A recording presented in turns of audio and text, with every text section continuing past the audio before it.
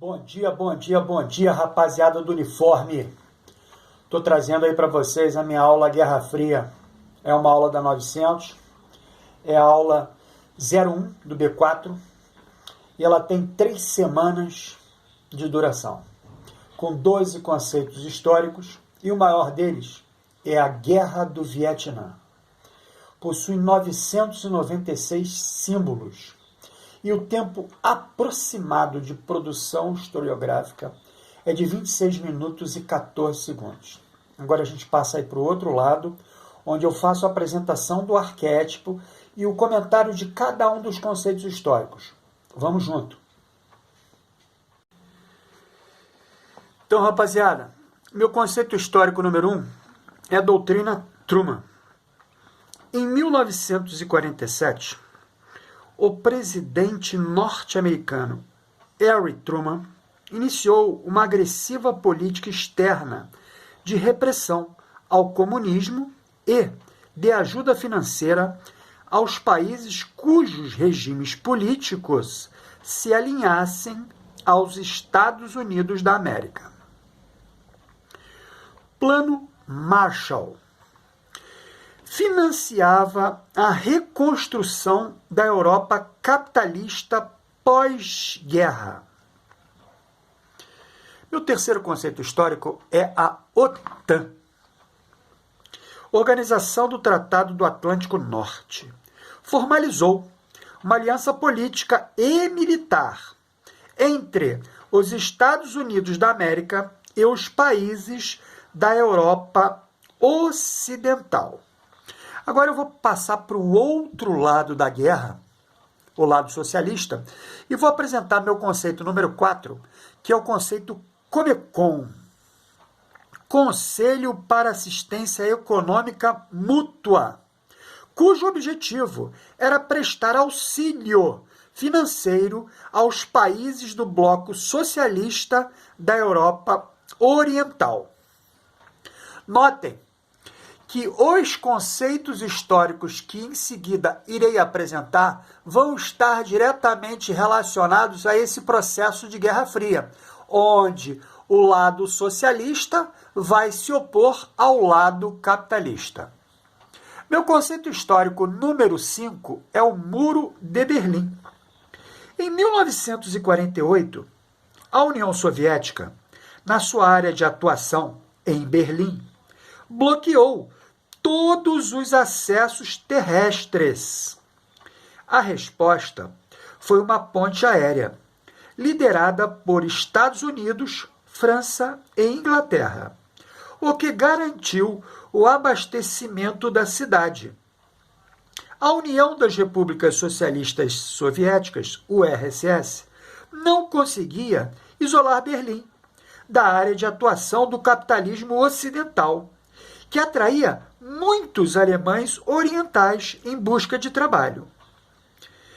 Em 1961, assim, os soviéticos dividiram Berlim com um muro de concreto de quase 3 metros de altura, protegido por arame farpado. Meu conceito histórico número 6 é a Guerra da Coreia. A primeira manifestação bélica no conflito ideológico foi na Guerra da Coreia. Após se libertar da dominação japonesa, no fim da Segunda Guerra, o país se dividiu em Coreia do Norte, socialista, e Coreia do Sul, capitalista. Em 1950, quando o Norte invadiu o Sul com o objetivo de unificar o país, iniciou-se uma guerra civil. Diante disso, os Estados Unidos da América enviaram tropas à Coreia do Sul, enquanto a Coreia do Norte recebia apoio da União das Repúblicas Socialistas Soviéticas, URSS, e da China, que havia adotado o socialismo em 1949. A guerra se prolongou até 1953, quando foi assinado um tratado que confirmou a divisão das Coreias. Meu conceito histórico número 7 é a Guerra do Vietnã. A Indochina, de colonização francesa, lutou por sua autonomia entre 1945 e 1954, quando, liderada por Ho Chi Minh, tornou-se independente e se desmembrou em 3 países: Laos, Camboja e Vietnã. Neste último, inicialmente, a ONU o dividiu em 2 estados: o norte comunista, e governado por Ho Chi Minh, e o sul capitalista, e governado por Ngo Dinh Diem. Os Estados Unidos da América passaram a enviar armamentos ao governo do sul, apoiando a ditadura local. Ali surgiram os Vietcongs, guerrilheiros que se uniram aos comunistas do norte para unificar o país e livrar o sul da influência estadunidense. Em 1959, uma base militar dos Estados Unidos no Vietnã do Sul foi atacada pelos Vietcongs, dando início à Guerra do Vietnã. Entre 1965 e 1968, mais de 500 mil soldados americanos desembarcaram no país, com a missão de bombardear intensamente o Vietnã do Norte, utilizando a mais moderna tecnologia bélica da época. A guerra prolongou-se até 1975. As táticas de guerrilha usadas pelos asiáticos nas florestas e nos pântanos expulsaram os estadunidenses e garantiram a vitória dos vietnamitas do norte e dos Vietcongs, que unificaram o país com o nome de República Socialista do Vietnã. Meu 8º conceito histórico é a descolonização em África e Ásia. Entre 1945 e 1975, grande parte das colônias europeias concretizou suas independências, motivadas pelo nacionalismo. A emancipação foi obtida com a organização de movimentos sociais. Em geral, as lideranças sociais se dividiam em facções, com projetos políticos diferentes. Em 1955, na Conferência de Bandung, ficou estabelecido que manteriam sua autonomia política sem precisar se alinhar ao bloco capitalista ou ao socialista. Independência da Índia. Pressões pela autonomia exercida pelo Partido do Congresso, que representava os interesses da elite local, ocorrida a partir da década de 1920, sob a liderança de Mahatma Gandhi, propunha a desobediência civil, que nada mais era do que o boicote ao consumo de produtos ingleses e ao pagamento de impostos.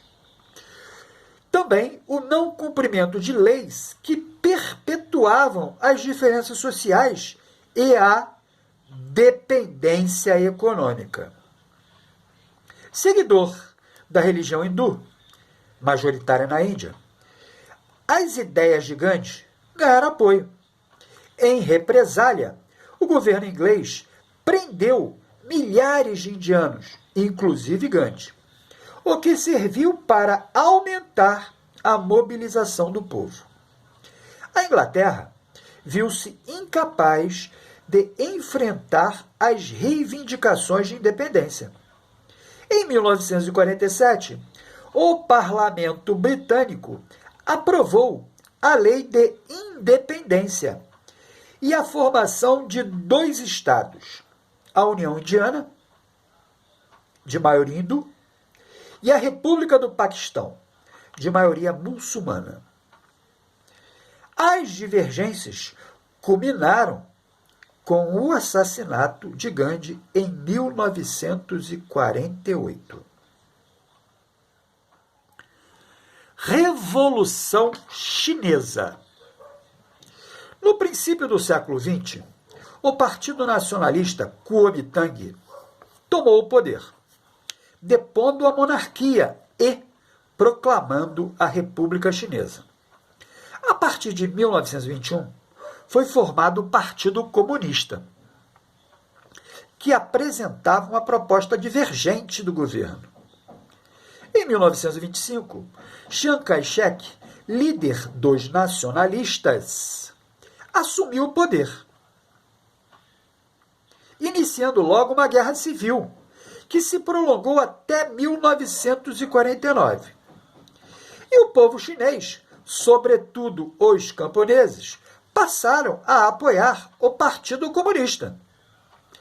Em janeiro de 1949, liderados por Mao Tse-tung, os comunistas invadiram Pequim e, em outubro do mesmo ano, obrigaram Chiang Kai-shek a fugir para a ilha de Taiwan, onde implantou um governo nacionalista apoiado pelos Estados Unidos.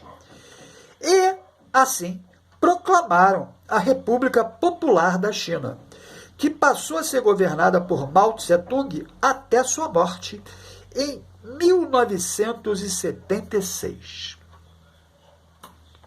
Notem que até esse momento eu não fiz o comentário do conceito histórico morte de Stalin. A morte de Stalin vai estar diretamente relacionada... A morte de Stalin vai estar completamente integrada a todos esses movimentos.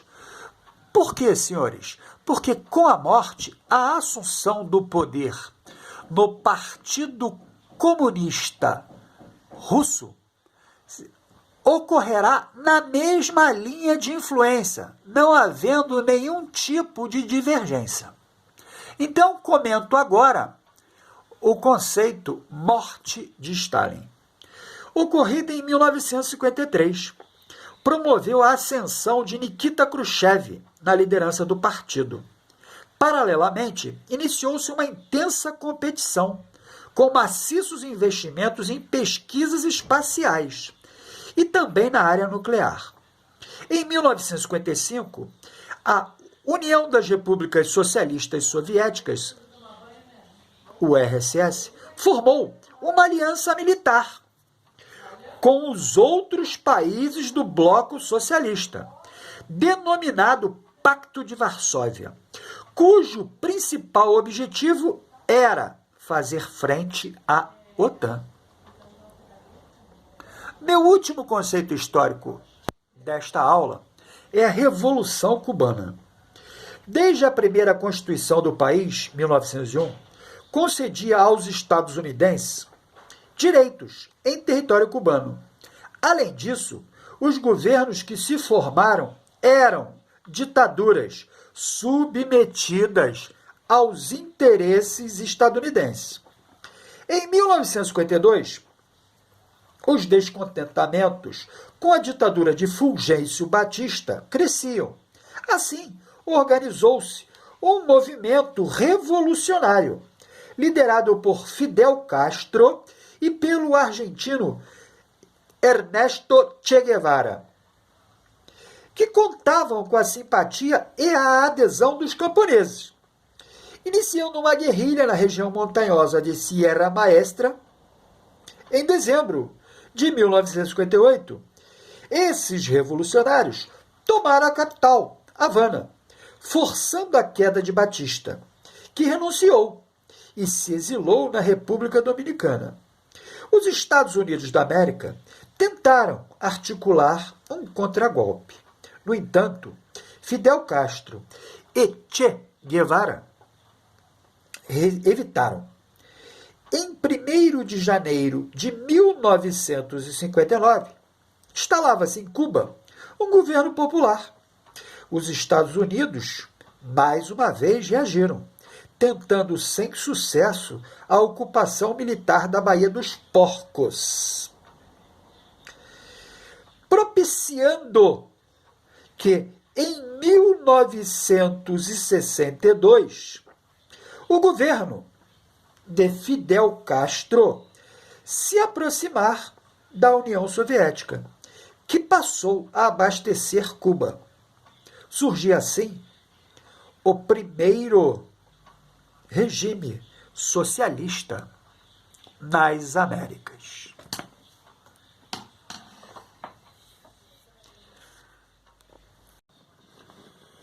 E assim, rapaziada da 900, eu termino meu comentário sobre a aula Guerra Fria. E agora a gente passa aí para o outro lado, para o processo da escrita desses conceitos históricos. E, consequentemente, para a ação autônoma de cada um dos senhores no processo de repensar e, por assim dizer, entender a história, levando os senhores ao conhecimento. Boa escrita para os senhores. Nos vemos na próxima.